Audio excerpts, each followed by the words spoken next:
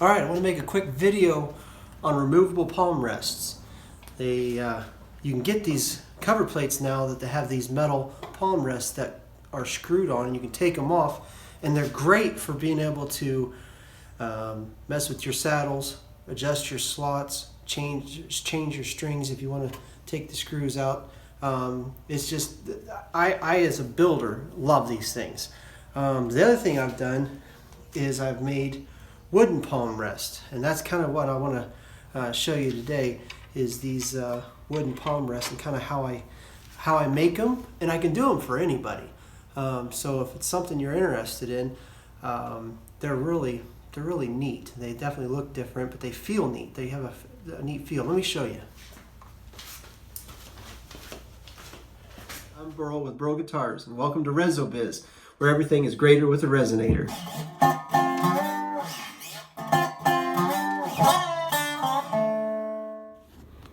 Alright, I just want to show you kind of the process, and then I'll kind of show you how it looks up close. I'll put on. But you can see I've got 4 sets of holes here, and the first set is for the metal one, and I take that off, and I put this thing over them so that, I put this over it so it covers all the holes, and I make new holes for it. And then you say, well, what about if I don't have a removable palm rest already?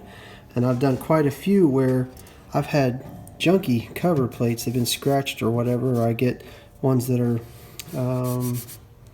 would be a second or something like that type of cover plate, and I have them powder coated. I cut the metal palm rest off of it so it looks just like this, and then I put my 2 screws in it, and so I can use it. I can put them on anything.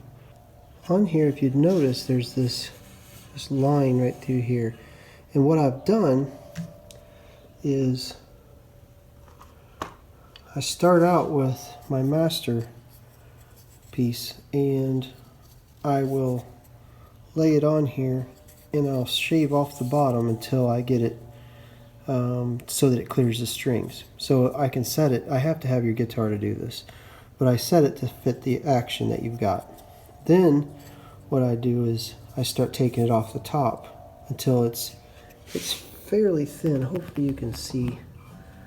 Fairly thin. Maybe not as much on the front here, but I'm trying to get that angle. I really thin it down back here, and some concern is, will it break? Well, when it's mounted right here and over here, and then this has got a nice ridge of wood through the middle, it's actually very strong. I'm pushing on it, and you're really not going to see. You're not seeing it flex much. But what else happens is you got this ridge here. I shape this so that it's thinner, and the palm of your rest kind of fits right into it. Palm of your hand fits on that rest, and it just has a nice little shelf there for it to sit on. I'm trying to get you a nice angle on that. But it is very comfortable. I sand them real smooth, and then of course your hand, and I just put an oil finish on them, and your hand will do the rest of the smoothing, and eventually they just get real soft. Very comfortable. Don't have one on my guitar yet just because I haven't taken the time to make it, but I will have it. A lot of people are getting them and like them.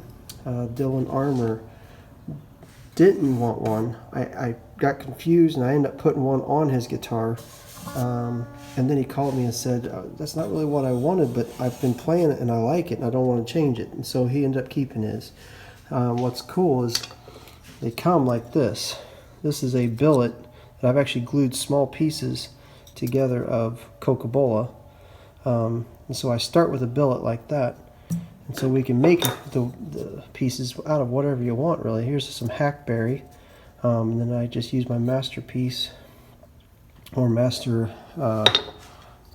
bridge, and I lay it on there and just get the shape the way I like it, and we carve it out, and then I make it custom fit your string height and everything.